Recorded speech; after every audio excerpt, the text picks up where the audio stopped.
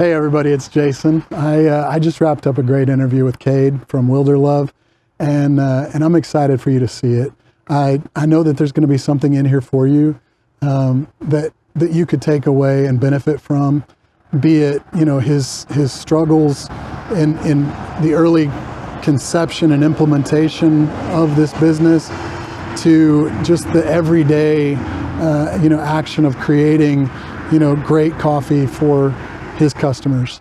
I am grateful for the opportunity to do this, and I know you will be too. Thanks. All right. Well, thank you guys for joining us today. I've got Kade Jenkins from Wilderlove, and excited to be here with you today. Excited to be here. Kade, tell us a little bit about the journey that brought you to this plot of land right here. Cool. And I mean, just kind of wherever you want to go with that. Tell us what you want to. But I know it's an interesting story, and I'm excited for them to hear it. Cool. Yeah, there's a lot of depth to it. I'll try to summarize it as best I can while still hitting some of the core points. So back in 2021 during COVID, everything was already kind of weird, and at the time my wife and I just started kind of having conversations and tossing around hey, all of our regular jobs are weird. The world is weird. If ever there was a time to shake things up and do something different, it feels like this would be a good natural season to kind of ride the wave of being shaken and just shake it up a little bit more. And so we started kind of talking about this idea of starting some type of coffee something. And we didn't really know what it looked like, right. But we had started developing kind of a love for specifically specialty craft coffee. We had started going to a bunch of different coffee shops and testing out different cities' coffee scenes, and just started to realize that certain shops had something special about them. We would have these experiences and leave just thinking all day about the coffee that we had, about the people that we had met, and so we kind of fell in love with this idea of creating that same experience for people around here in Montgomery.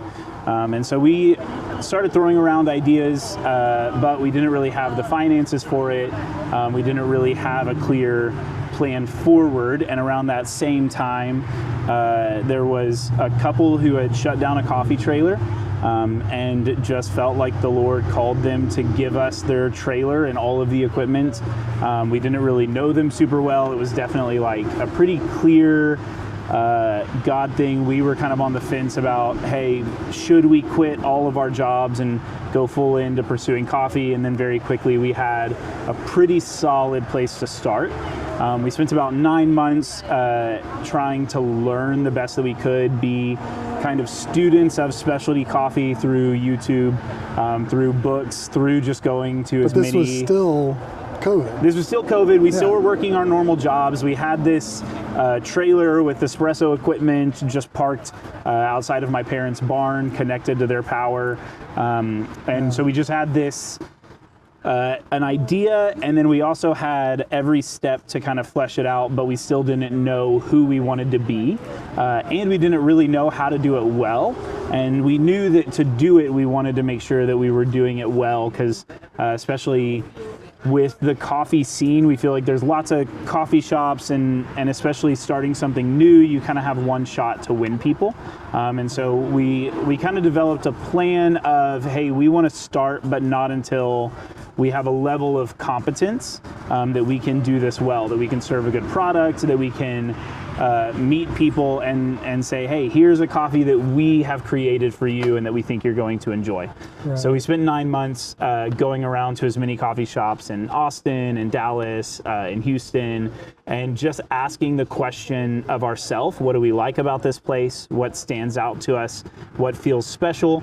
And then also, my wife, not so much, but definitely me, I was super annoying.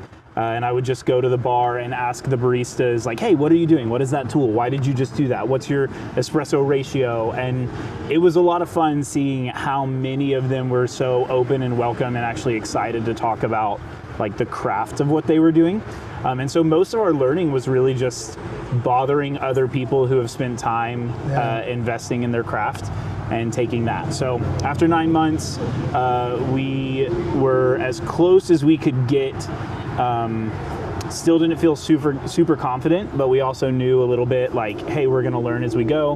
We have to start somewhere. So we had our grand opening set up in downtown Montgomery, and we had this really, I don't know, this picture perfect idea being in downtown near some antique stores in this like beautiful area, people getting a coffee and taking a stroll. And pretty immediately, I think actually within like a week before opening, there were people complaining about our presence. The trailer looked trashy to some people because it had wheels, and other businesses didn't like where we were set up, and the city kind of had some stuff going on of their own behind the scenes, and we just kind of got looped into some different drama, and we were very quickly realized like, hey, we got into this to just make coffee and hang out with people and love people, not to get in a political scene, not to try to make anybody upset. And so we were there for a couple months, kind of spent some time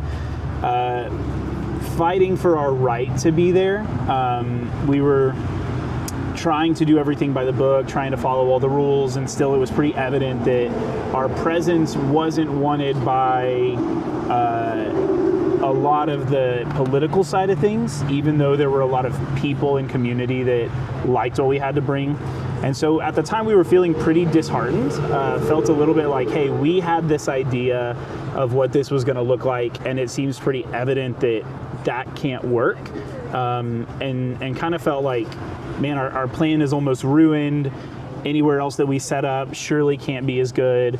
And at the time, Meadow to Market was planning on opening and had reached out to us. They were looking for a coffee trailer. We actually originally just said no because we were kind of so hard set on like, hey, we need to be in downtown Montgomery. This is our idea. We need to push through with it. And then actually one day we were driving past and saw Meadow to Market and the yard space, and we were like, oh, that's the place. Right. And as soon as we saw it, and we actually pulled in the driveway before they opened and saw the yard area, saw the big oak tree, and Kade and I were like, man, this would actually be incredible. And so we reached back out and we said, hey, on second thought, can we have a conversation? Yeah, see what this would look like.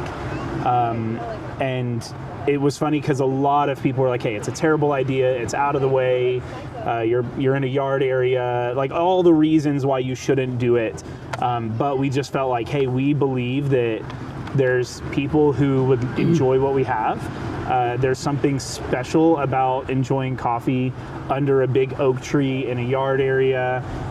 And we really just felt like we could make it work. And so we kind of came out, moved out in November of 2021, and haven't looked back since. Yeah. So as I think about it, you know, the reason that I even know about Wilderlove is because of my wife, right? And if you had not been planted, I think right here, in this space under the oak tree, I don't know that we would have encountered y'all. Maybe, right? But we didn't go to downtown Montgomery all that often. Sure. But we live right off of 2854. And so she had stumbled upon you guys, actually I think through my son first. Cool. But her first experience was one of excellence, right? And as I interviewed some people around this afternoon, talking to them about, you know, why do you Wilderlove? Like, why do you enjoy being here? There were three things that were consistent, right? One was the craft, the excellence of the coffee, which my wife would wholeheartedly agree with, right? Two was the community aspect, and that was the part that once she finally convinced me to come out here on a Saturday morning, I didn't want to give my Saturday morning up, right? I wanted to rest. But once she convinced me to come out here, the minute I hit this place, the atmosphere was just special, right? And so I felt something that was really important was happening, and I wanted to be a part of it. So we kept coming back, and anybody who comes on a Saturday, you're going to see this. This place is jam-packed. But the third thing that people said was just that they encounter community. I think, okay, so first was excellence. Second was just the atmosphere, and third is community. Yeah. Like those were the things that people just kept saying over and over and over again. So as you think about like that journey to this spot, Yeah. you talked about how like there were moments of affirmation, but then there were also moments of like, wait, what's going on? This Yeah. isn't what we envisioned. So how did y'all navigate that? And where do you feel like you saw like breakthrough moments in that to know that, we got to keep pressing into this? Because a lot of people would get discouraged and just quit. Sure. Yeah.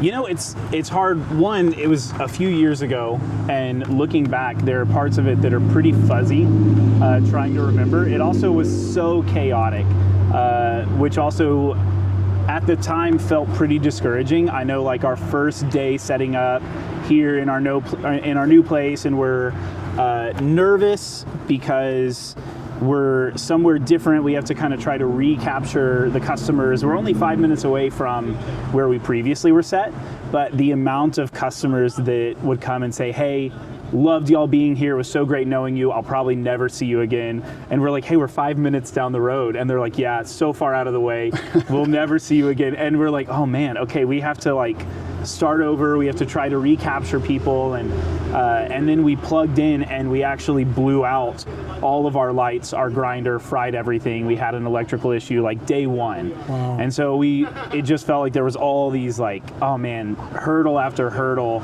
But ultimately, I think that we believed in what we had. We believed in the way that we were received by people at first. And once we saw this space, we had like this vision for it of, man, I just think that we can create something special by serving good coffee in a good place with good people. And so I think that it just encouraged us enough that when there were these hurdles and hiccups and people saying like, hey, this is a bad idea, we were kind of dug in deep enough to say, actually, I think that you'll be wrong. Like, I think that we can see the light and we can see that there is potential for something really great to happen out here. Yeah, absolutely. Well, we think it's great.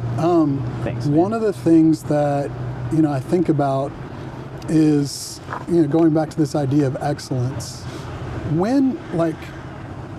How has that become a part of who you are? Because not many people could do 9 months of studying, open their doors with the understanding that you get one shot, and start hitting home runs with their craft coffee right out of the gate. So there's got to be something in you that drives you towards that excellence. Where did that start for you? Yeah. Man, there's a few places. For one, I think that we kind of disagree with people that we were hitting home runs off the bat. We love that that's how it was received. But from early on, we didn't have our dream equipment. We didn't have our grinder. We wanted our espresso machine. We wanted our filtration system that we want. There were all these things that we were like, man, we need to upgrade all these things. We have this ceiling over us that we can't actually break through to like truly excellent coffee without these things, but we don't have money or finance, and we have to, figure it out as we go. So it was more of this mentality that we know that we want to constantly pursue better. We know that we want to constantly pursue learning and upgrading and trying to continue with excellence. But a lot of it came first from some previous experiences that we had in churches, that actually we saw a lack of excellence. And it made us kind of wrestle with this question of like, hey, we want to do all things for the glory of the Lord. We want to do all things excellent. We want to do the best that we can. We should be bringing every part of what we have and putting it into this thing, whether we eat or drink. It should all be for His glory. And yet people were kind of apathetic, kind of like, hey, we do the best that we can, but really it's like we show up Sunday morning and throw things together, or haven't really thought about this or that, and just kind of this like real laissez-faire attitude, and it was kind of burdensome to the point that we had this drive of like, man, I want the things that we touch to be intentional. And so I think that as much as like I love excellence, I think that what I really have found that I love is intentionality. And I think that when we're super intentional with the things that we have our hands on, they are excellent, or they at least can be excellent, or they have potential to get better. And that's what I think I see in our journey from early on. I don't think our coffee was excellent. Our latte art was mid. It really wasn't that great because we never worked in specialty coffee. We didn't have the know-how. But we knew that we wanted to constantly be tuning and constantly be trying to dial in and get a little bit better and a little bit more excellent, and to have it be a reflection of like, hey, we want all the things that we do to be done to the best of our ability, to be intentionally thought out, to be loved well, that when people have our product, they say, hey, there's something more to this than just these people are trying to make money. They care for some other reason, and our hope would be that it, ultimately points to that we want to do all things for the glory of the Lord. That's good. So, with respect to intentionality, like, what are some things that you feel like you just knew at a core gut level that you had to be about? Like you talked about good coffee, but I want you to kind of expand out a little bit more, whether it's the team, when and where your hours, where else are you intentional that maybe people don't think about? Yeah, that's a good question. I feel like I could talk for a long time because a lot of it we just kept adding into how we could be intentional with some of these things from the beginning. It definitely was like, hey, we want our coffee to be well cared for. We want to make sure that we have control over every factor that we can, that we know the weight of our beans going in, the weight of our espresso coming out, the time that it pulls in. We want to know if things taste off. We want to be trying our coffee and be aware that like, hey, if this tastes sour or bitter, what is it that we need to change to try to dial this in better? Is our beans and our roast as good as we can get it with our roaster, or do we need to go back and try some different beans and tweak it? But also to the business itself, you mentioned hours. That was a big thing for us early on. We had gone to some different coffee shops that we showed up during their hours that were posted, and they were like, hey, we actually closed 30 minutes early because we were slow. And it just crushed us to like walk into a place having this expectation, and then it just be, no, actually we just decided to close. So we decided, we want to be 7 to 4, Monday through Saturday, no matter what, rain or shine, unless there's like danger or a major holiday, we want to be able to be consistent. And we've kept that for 4 years. We've been 7 to 4, Monday through Saturday, haven't changed our hours so that people know, hey, I have the expectation that Wilderlove's going to be open and they're going to be there for me. With the way that we treat people is huge. I think that early on we kind of saw in coffee that people love to be known. I think that most people love when they walk into a coffee shop and they're remembered. And so that's something that we adopted early on. Like, hey, we want to learn people. We want to learn their names. We want to learn their faces. We want to learn their drinks. We want to learn their allergies. We want them to come here and us go, hey, don't you get that with oat milk? Hey, last time you wanted that extra hot. Do you want us to do it like that again? And people are like, how do you remember?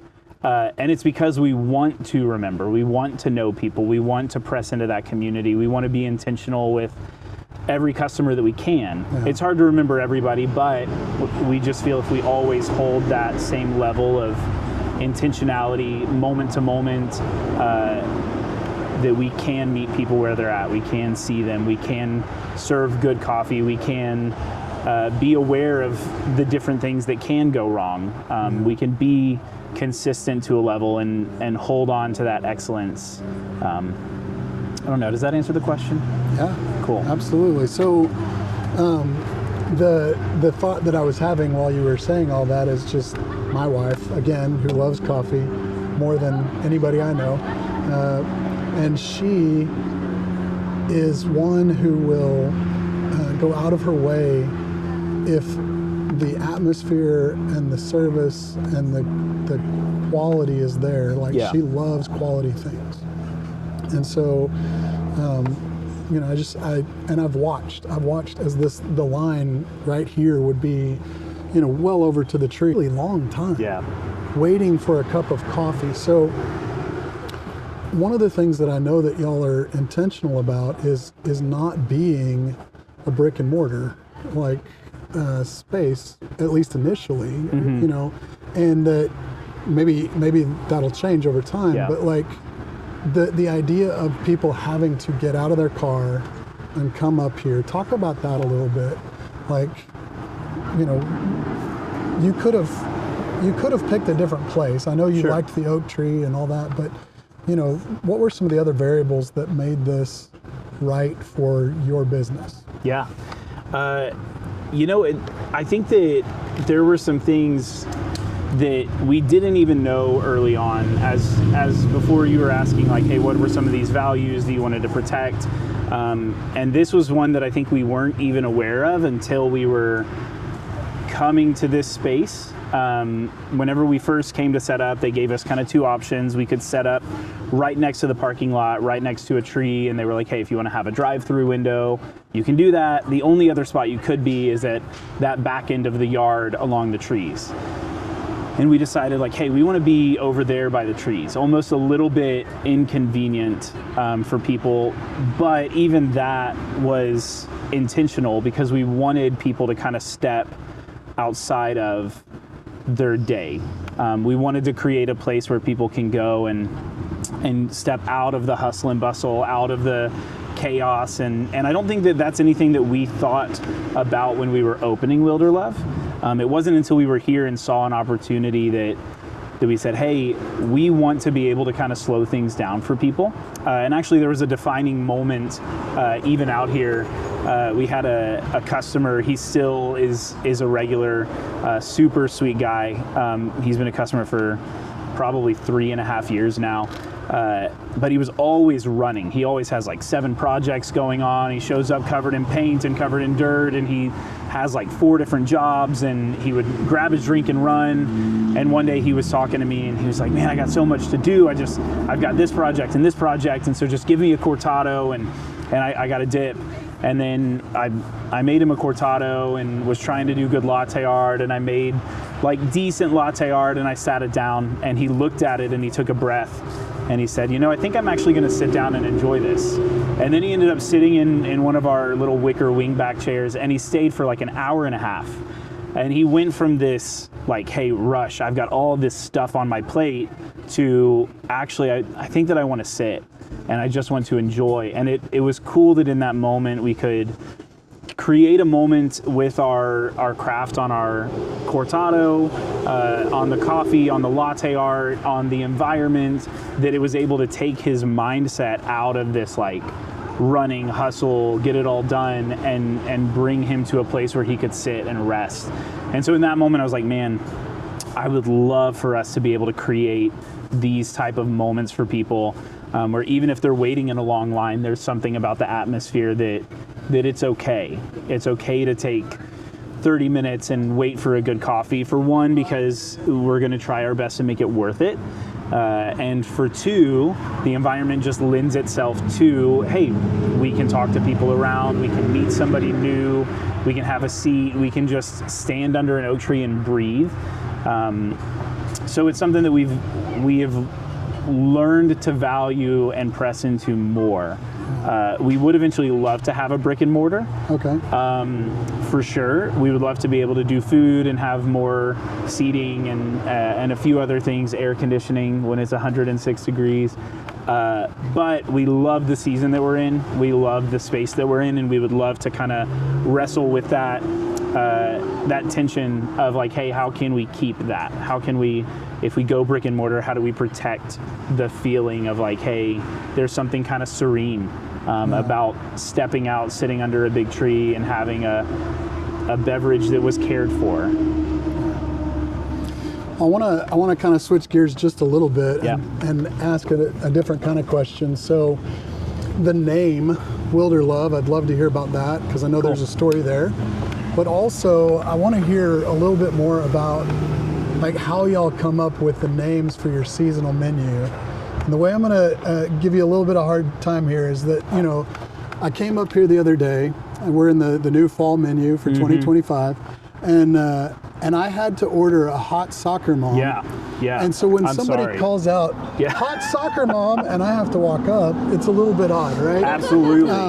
But I think you like that because I've also had to order like a Queen Rose tea and you know, things like that. So tell us about names and why they're important. Cool. They are important. I will say though, some of our names we don't realize until it's too late. For example, I never wanted to make people yell hot soccer mom. But here we are.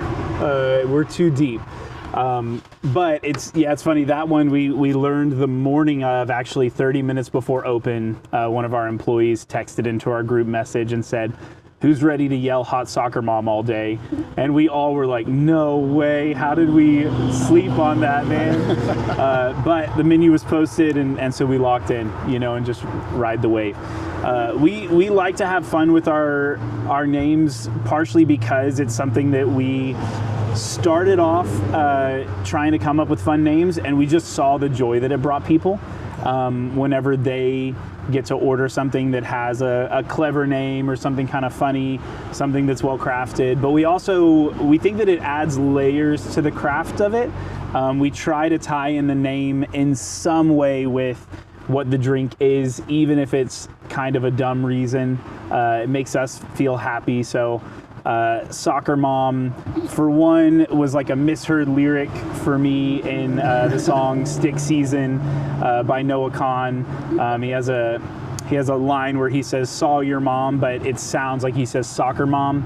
And Stick Season is fall, so we're like, hey, a fall drink. It's Stick Season, Soccer Mom, and then it also is a little bit of like maybe throwing a little shade at pumpkin spice latte, which soccer moms want. So we instead took pumpkin seeds, part of the pumpkin that isn't often used in the latte, and toasted them, combined it with fennel pollen and nutmeg, and made the soccer mom. And so it kind of had some layers to it. We have fun with it. And then, you know, who knows what joy can come from it that we weren't expecting. Yes. Yeah. I get to be the recipient of all of that good joy. Yeah, you do. So, yeah. And Wilderlove, the name. Wilderlove, like, yeah. And am I saying it right? You're saying it perfectly. Because a lot of people say Wilderlove. Yeah. Yep. Okay. Some people say Wonderlove. You know, we say you can call us what you want. Just come and drink coffee with us. But Wilderlove actually came from a song by a guy named John Mark McMillan. He has a song called Wilderlove. And the song itself doesn't really, it's kind of confusing, kind of poetic, and didn't initially have a lot of meaning to me.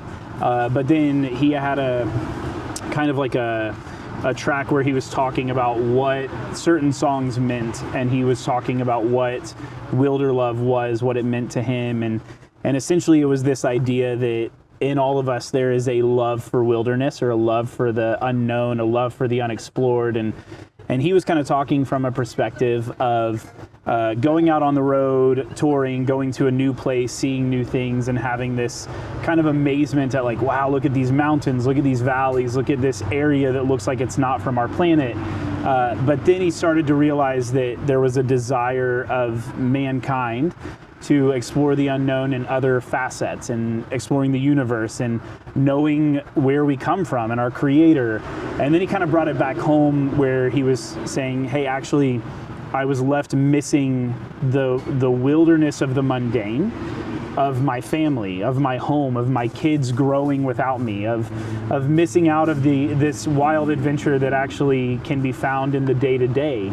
And so we loved the idea of like the wilderness of adventure and how we could bring that in our cup of coffee. That coffee itself has like 8 times more tasting notes than wine, and then we can create whatever syrup we can dream of and try to make these interesting, unique drinks for people to have and come up with weird garnishes and kind of create this adventure, but bring it into the mundane of like the day-to-day. So people are on their way to work, take 10 minutes out of the way and have a brown butter apple cardamom latte with a buttercream that we make in the trailer on top, and kind of step out of this mundane and have this adventurous experience that can kind of be appreciated and enjoyed, but then also tying into community, that there's adventure in people and everybody is unique and made in a different way. And so as we get to know each other, there's also these like new adventures in friendship and in community and in people.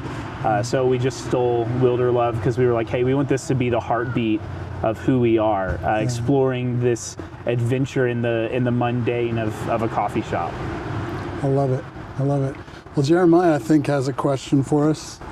Yeah, so with this being the heartbeat of who you are, what you guys are wanting to achieve and accomplish, you guys have worked really hard to be consistent, to live and slept coffee for the better part of several years. I want to know, were there other ventures that you had in mind? Were there other things you were wanting to accomplish that you also put your heart and soul and excellence into? Maybe they didn't pan out, maybe they kind of panned out, but what are some of your other experiences with that? Yeah, that's a great question. I would actually say that it was the opposite for me. So I found that for years, I was kind of putting myself into too many different things. And I found that I was doing a whole lot of stuff on a mediocre level. So I was doing music, and we were working with a nonprofit organization. We were working with a church. I had a few other hobbies and things that I had wanted to do, leather working, and I don't know, just like these miscellaneous things. And I would always do them okay. And I found that I was just spreading myself and giving everything a little piece of me. And so whenever we started Wilderlove, it was kind of one of our like, this is a must. We have to quit everything else and put everything that we have into this and do it well. And so to answer your question, I think it was actually a lot of the heartbeat of Wilderlove and intentionality and excellence came from kind of failing at a lot of different things because I didn't care for them the way that I should have.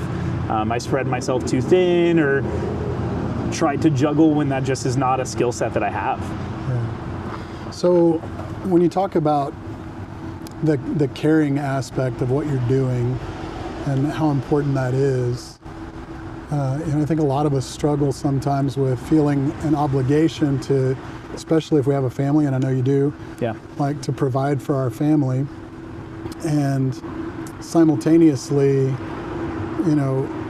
we want to pursue these other things that make our heart come alive.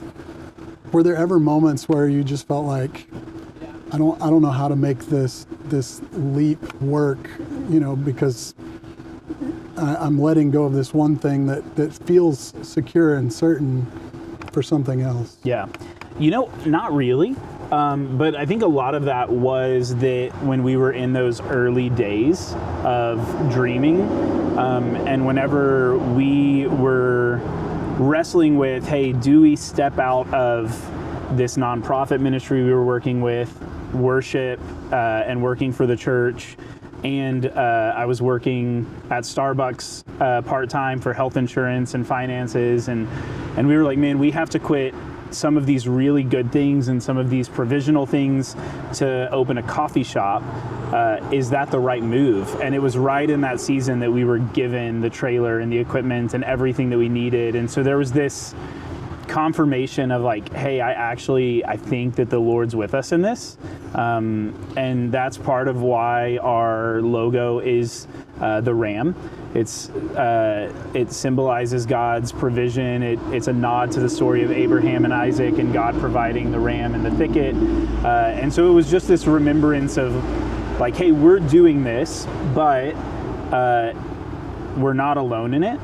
God's been faithful every step of the way. There is no doubt that it is a co-laboring and that it requires sacrifice and work and effort. And there were some things very early on that was almost comical in the way that it was like, hey, God provided, and now we have a trailer and equipment, and then very quickly was eye-opening of like, this is going to be incredibly hard and taxing as well. And this thing that seems like a paradox is like this kind of beautiful tension of like, God is provider and we have some co-laboring like weight to lift on our own as well. Right. So co-laboring with the Lord, like that, I think, and his provision. Yeah. How do you hold that tension of like, what is the thing that is mine, my responsibility, and what is the thing that is totally not my responsibility in all of this? Yeah, I think that's something that we're still trying to figure out and learn, because it's very easy, I think, to forget, hey, the Lord has been with us in this. Like, why do we still worry? Why do we still have anxiety? Why do we still feel like things could fall apart at any minute? And so sometimes it's just in that moment of like, man, we have a fall launch that is supposed to happen in 2 days. We don't have a fourth drink to make this perfect. And like, we haven't dialed in our nitro tea just right. And like, there's all these things that are empty and missing. And then we just go, hey, like, we want to do excellent. We want to be intentional, but we don't have to be perfect. And it's not just us. And like 10 out of 10 times we end up taking that next step, having our launch, and just seeing this incredible like reception of the people in the community, and a menu like, so being honest, this fall menu and a lot of our previous menus, I have felt like I failed whenever we go to launch it. Like the picture that I had in my mind, the ideas that I wanted to achieve, the flavors that I had hoped to hit, they just didn't land. It didn't make it. And I'm like, man, this stinks. I'm putting out something that isn't our best work. And then almost every time we have people that are like, this is your best work. This is so good. This is the best drink I've ever had. And it's funny because Katie and I and our team kind of look at each other and we're like, man, that's wild. Because 2 days ago, we're like, man, this isn't it. But we did everything that we could and we tried to be excellent. And in the end, we just say, hey, we're in this with you. You're faithful. We don't believe that our business is going to fail this week because we didn't make, whatever syrup we were shooting for work on this menu. And so it's just seeing that every step of like, man, did we mess up? Did we miss the mark? Did we not give every part of ourselves to it? And it's like God's faithfulness is just continuous. How important, you've referenced your wife, your team, a little bit here and there. How important is, your team to the success of the, craft coffee, the atmosphere, and the community that's being, developed out here? Yeah. They are definitely probably the most important part of all of it. Katie, my wife, is like our North Star. She's the one that kind of filters everything, all of our ideas. I have too many ideas and a lot of them are not good ideas. And so I bring them to her and she's like, hey, this is not line up with who we are. What are you thinking? Right? Yeah. And so it's cool to see the way that, again, there's this like almost beautiful tension of it, of like, man, I have this great idea, and she's like, actually, that's a dumb idea, and that's not something that is good for our business. And then I'm like, oh, yeah, okay, you're right. Although honestly, my first response is like, no, you just don't get it, you don't get me. And then I'm like, oh no, wait, you're right. And we work in this like tension of I'm the dreamer and she's like the like level-headed, realistic, keeping us constantly moving forward.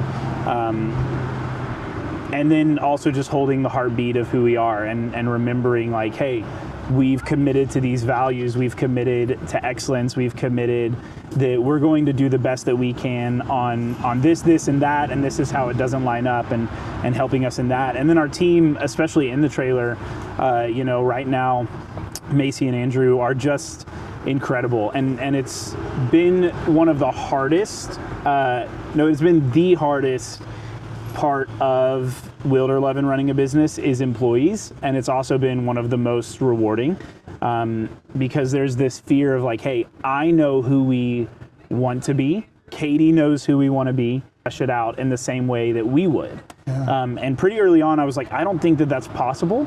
I don't think it's really a fair ask for somebody to step up and have the mindset of an owner and to just get the vision. And then we get, Macy, who's been with us for a little over a year now, and she has caught that vision, and she's able to meet people and love on people and be that community, and also hold true to excellence, to throw away a latte that's poorly done. That's like to hold these values and be able to flesh it out whether we're here or not. And same with Andrew, and they're just our two employees that we have right now, and I know that we can trust them fully to kind of hold and protect our vision and who we are and who we want to be. Do you ever have, or have you had anybody that was, on staff that you just knew like that they were there for a time and a purpose, and you were able to participate in whatever it was that was happening in their life in a meaningful way? I know a lot of places they have employees that come and go. Yeah, sure. And as a former business owner, I know I had like certain employees that I just knew right out of the gate, like they weren't going to last. And then I had other employees that I just fell in love with. Yeah. Even though maybe they were rough around the edges or they didn't seem like they were the right fit, they were the ones who ultimately caught the vision. And I'm just curious, like, that's cool. If you've had any experiences like that with your team. No.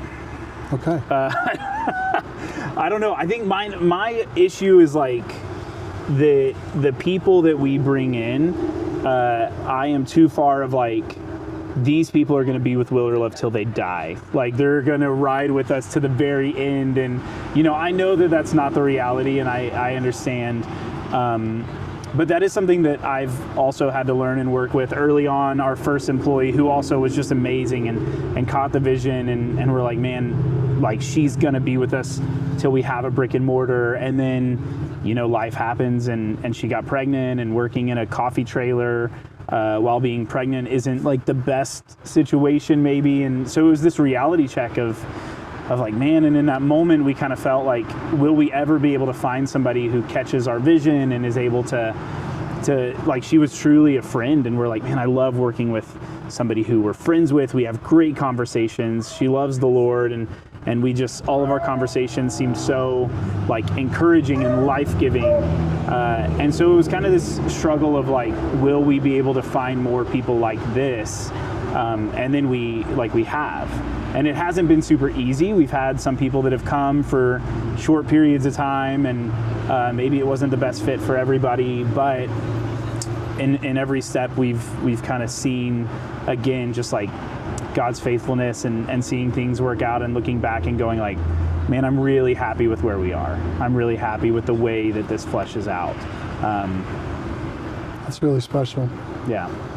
You mentioned earlier that there have been quite a few bad ideas in the past. Oftentimes, good ideas come from a lot of bad ideas. Sure. What are some bad ideas that end up turning into some of your best ideas? So bad ideas that turn into your best ideas. Into best ideas. That is such a good question.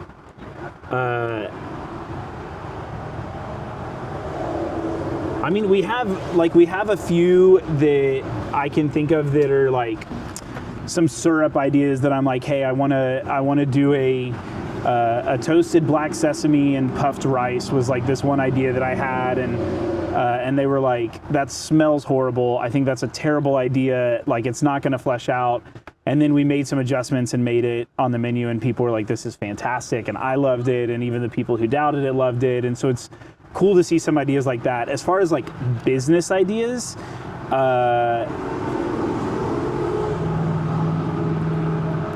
not sure, because a lot of them we have some that maybe weren't great ideas that we thought were good ideas, and then we were like, hey, actually, this really wasn't a great idea, and maybe this isn't something that was right for where we're at. But as far as bad ideas that ended up being good ideas, to be determined. We're in a season right now where we have just launched a coffee cart. And that was an idea that we've had for a long time that Kade and I have wrestled with, like, hey, is this the right idea for our business? So this cart would be like for wedding venues? Yeah, so it'd be for weddings, for corporate, basically to partner with Wilderlove to create like a curated coffee cart for your event. So instead of it being like, hey, Wilderlove at your event, it's like, hey, we will bring house-made syrup and also create signature syrups for your event to reflect who you are, whether it's something from our past, something new. We have a wedding this weekend. It's our first wedding with the cart, and it's garden party themed. And so they wanted some syrups that are like more garden themed. So we have like a white peach orgeat, which is like white peach, almond, rose, and orange blossom that we're gonna do at their wedding, that we were able to like do some trials and create specifically to highlight their garden party theme. Nice. But this is our first wedding. It's our second event. We've invested a ton of time and money into the cart to do it well. And right now I'm kind of in to be honest, in a season of like, hey, was this the right move to invest the money into this? Is this going to pan out to be one of those bad ideas that we're like, hey, we just wasted a lot of money and a lot of time doing something that is just hard work with not enough return? Or is it going to be what we are hoping it to become and grow into, hey, this is another revenue stream for our business. It also gives us an opportunity to take our level of craft and care out to places where we can help kind of highlight people's events, take somebody's wedding and just bring an extra level of like special environment to it. And right now it's kind of, we don't know. There was this was years and years and years ago, but we went to a family wedding. It was at the Herb Garden in where was that? Fredericksburg, thank you. And the way that they used what was right there around them in their garden and the way that they seasoned those steaks is unforgettable. Yeah. Right? Like it was just one of those moments where I'll never forget that wedding because there was that special thing that was unique. And so that's really cool that that's the vision. Yeah. Kind of a good segue into vision. Like, I know we've talked about this recently, but for the audience, like you didn't start out with a very like clear vision that you could articulate. I mean, you had something in you that you knew you wanted, but when did you start to flesh out your vision, and how have you seen challenges present where things try to take you off your vision, and what do you do in those moments? How do you hold fast? Because it seems like when you're starting a new business, you're trying to be nimble enough to go where the market is and accomplish something that they want to see, but you also you're an artisan. You have you said you're a dreamer earlier. Like you have something that you want out of all of this that you expect to deliver. And so I just want to hear like, what are those challenges and where have you been able to, speak back to that with your vision in a way that helps you stay on point? Yeah. That's a great question. I think that we just asked AI to write our vision for us. And no, I'm just kidding. I was about to, my heart just broke inside. No, we made, we spent a while, like you said, not like we knew our vision, and that when things didn't line up, we were like, man, I don't think that that's who we are.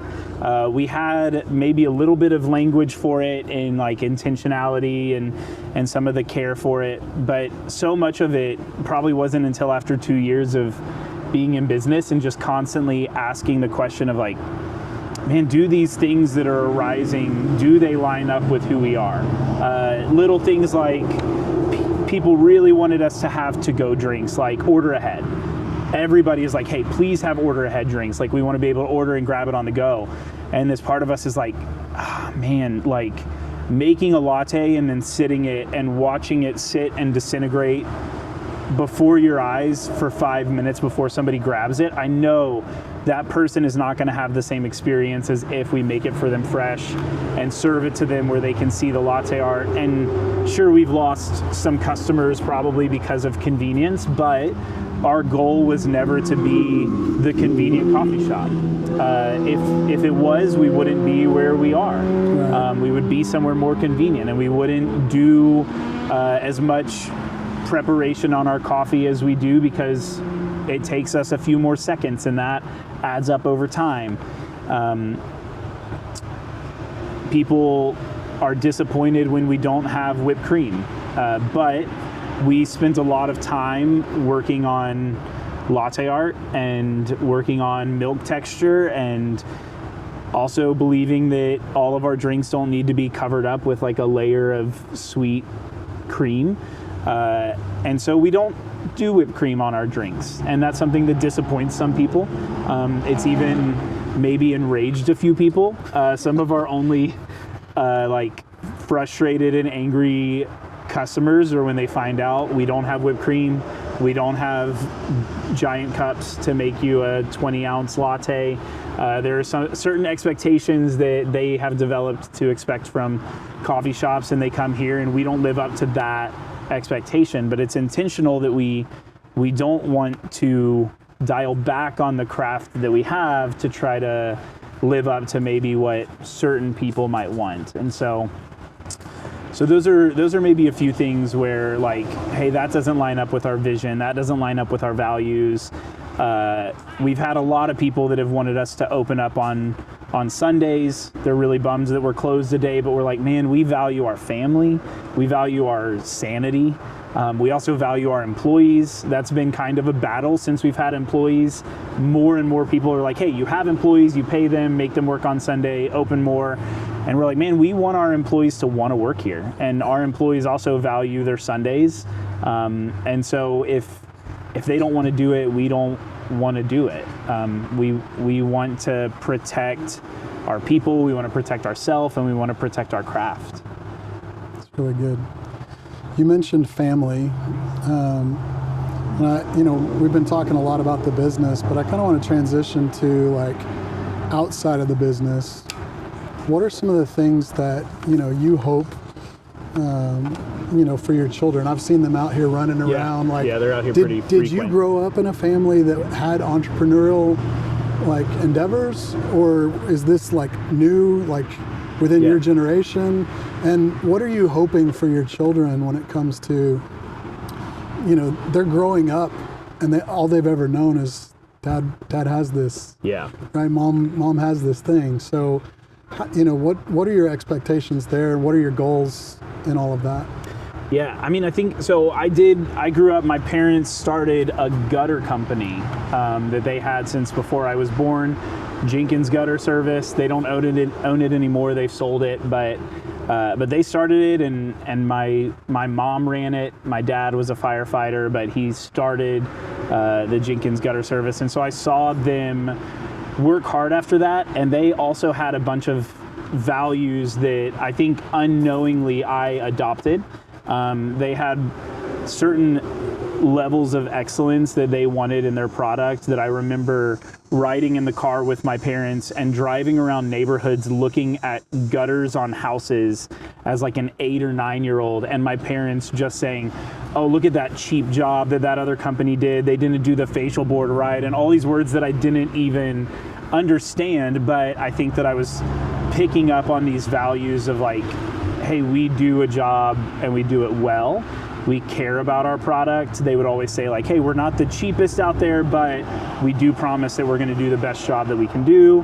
And so it's interesting, like I never thought through that until afterwards looking back, and I'm like, oh, I think my parents really did kind of set a precedent early on that like, hey, whenever we do this, we are going to have these values. We are going to do it better. We aren't going to be the cheapest. We're not going to cut corners. Like, some of that was definitely adopted from watching my parents run a business at a certain caliber. And I hope the same for my kids. But more than that, like as a kid, I remember going to work a couple of gutter jobs with my dad, and being like 8 years old, and really I couldn't give anything to a gutter job. I could just kind of hang out and pick up some scrap metal, and but I remember having a feeling of like, this is important. You know, I'm important. I'm helping my dad do something, and I get to see fleshed out these ideas that he has, even when I don't understand it. And I love being able to bring my kids into that on a level of seeing all these people hanging out at their coffee shop. You know, they feel like they're part owners of Wilderlove, and this is their place and their stomping grounds, and it's super cool to see, one, the community that they've built, a lot of their friends they've made from our customers, just from hanging out up here, and they do feel like, hey, they know the best milk that they can make because they know what different syrups their dad has behind the bar, and that's funny. And you know, so it's cool to see that and for them to be a part of it. And we also, like, when we hire employees, we're like, hey, we want you to know that this is a job, but also my family is going to be here. My kids are going to be here. They're going to talk to you. You're going to be a part of their lives. And so we also have maybe some certain standards and expectations on, like, hey, we want you to be aware that your role here is seen by many people. It's seen by customers, it's seen by their kids, it's also seen by my family. And so it does have an impact. And my kids love our employees. So it's really cool to see them have that freedom to walk up to the window and strike up a conversation with, you know, a 26-year-old barista. Right. It's a lot of fun. That's good. Yeah. Real good. Did y'all have any questions that y'all wanted to ask left over, Lindsay? We got, okay. I want to give you an opportunity to kind of share maybe, you know, just something that's on your heart, your mind, you know, that you feel like, you know, the audience listening today or years from now could benefit from. Like, what's something that you're chewing on or excited about? It's a great question. I think that there's a lot of different things that I've been chewing on over the last 4 years, and constantly still like wrestling with what exactly are we doing and where are we going, you know, and we still don't know. Like, there's not a clear direction in sight. Like I mentioned, we would love to eventually go brick and mortar. We would love to not be in a tiny trailer and have a little bit more space to kind of grow our business and who we are. But ultimately, we just want to be open and kind of press into where we are. And so I think that just, man, the idea of pressing in and doing well wherever you are, and bringing the best that you can in that instance and in that moment, and kind of riding that wave of like, hey, things don't always go as planned. You know, we have an idea set up, but our idea pretty much always is going to fall short. And so there's this, like, again, this tension and this wrestling of, hey, we want to do the best of our ability, and when it's not enough, we want to fall and kind of always be riding on the grace and the faithfulness of the Lord in it, and see, like, hey, everything that I do is actually, like, I can't do anything. I can do the best that I can, and at the same time it's worthless, and at the same time it's beautiful. And there's this weird, like, paradox that we're always walking and wrestling with, and it's been so fun and so challenging being in the middle of this, like, always going and never knowing, and always working and being exhausted, but also finding rest and beauty. And And so I think some of it is like, and just trying to shift the mentality. I think that that's something that, like, if I could give to somebody and say, like, hey, this is a takeaway, that whatever you're pursuing, whatever you're doing, like, having this mentality and reality shift of, like, be looking at, like, hey, where's the Lord moving? What is he doing in this? And my perspective is not one of my own and not one of this world. My success is not based on the world's success or even my own success. Whenever we do something and strive for something and fight for it, and wherever it lands, I want to be slow to try to define what I think that kind of successful bar looks like. I don't know if that makes sense. So, I mean, as I hear you saying it, and I'm going to speak this, but you correct me where I'm wrong, the idea is that as we pursue a thing, we give it our utmost, knowing that there are things out of our control. Sure. But in that, we have faith that the Lord's going to cover those gaps. Yeah. For the things that are out of our control. Yeah. And ultimately guide our steps. Yeah. Is that a fair? I think so. Yeah, I think even as I talk about it, I feel like I'm just talking in circles and I don't know exactly what I'm saying. But I feel like that, I don't know, like that is what we're doing. Like, we're doing the best that we can.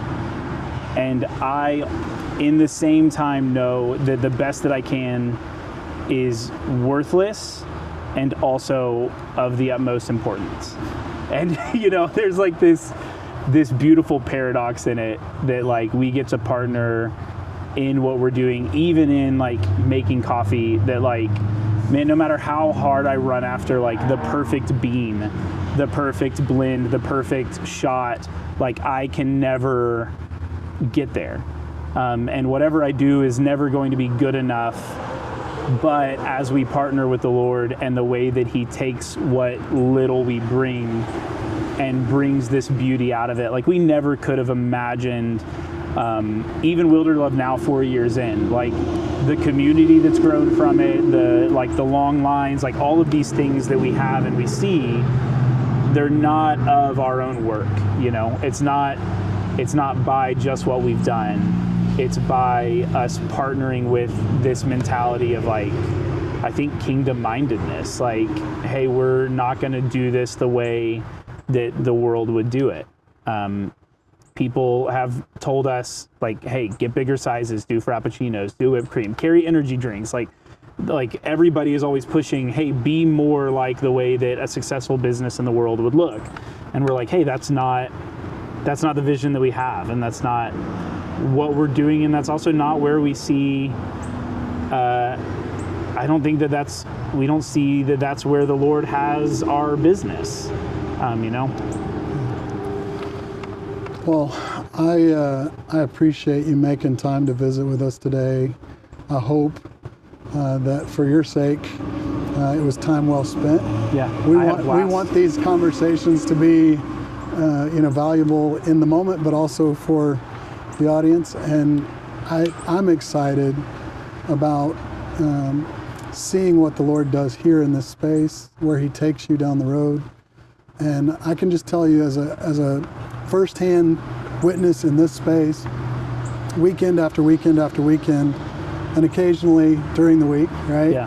That this is a space that is special, right? And you know, if you've not been out here, I just want to encourage you to come, because the atmosphere, like, when you step onto the property, there's a shift that happens, and there's a peace that comes, and I think it's really a blessing to a lot of people. So excited for what is going on right here, and I know it's not, you know, I know you're participating in it, but it's not you. Yeah. And I love that you know that, and I love that your aim is to give credit where credit is due, that the Lord's doing something special. So. Yeah. Thanks, man. Super, super humbling. Yeah, super cool. Yeah. We're excited. Appreciate you guys. God bless.